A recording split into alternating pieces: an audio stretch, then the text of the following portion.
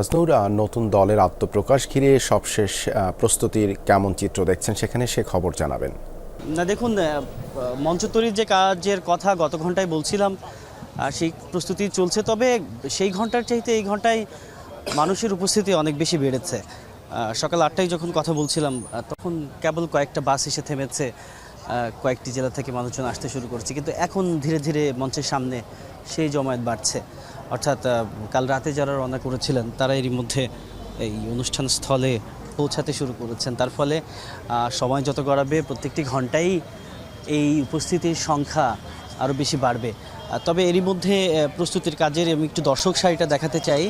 সেই সারিতে এরই মধ্যে যেই সারিগুলো, অর্থাৎ প্রথমে অতিথিদের বসার জায়গা, তার পরবর্তী সময়ে যেই আলাদা করে চেয়ারের সারিগুলো তৈরি করা হয়েছে, সেগুলোর কার্যক্রম বেশ দ্রুততার সাথে এগিয়ে চলেছে। বিশেষ করে মানিক মিয়া এভিনিউয়ের একেবারে সংসদ ভবনের সামনের যে পাশটি, অর্থাৎ আসাদ গেট থেকে খামার বাড়ির দিকে যাওয়ার যে সড়কটি, সেই সড়কটি তো পুরোপুরিভাবে আজকের দিনে, এই ছুটির দিনে পুরোপুরিভাবে একরকম রাস্তার দুপাশ বন্ধ করে এই জায়গাটিকে মূলত বেছে নেওয়া হয়েছে আজকের এই অনুষ্ঠানের জন্য।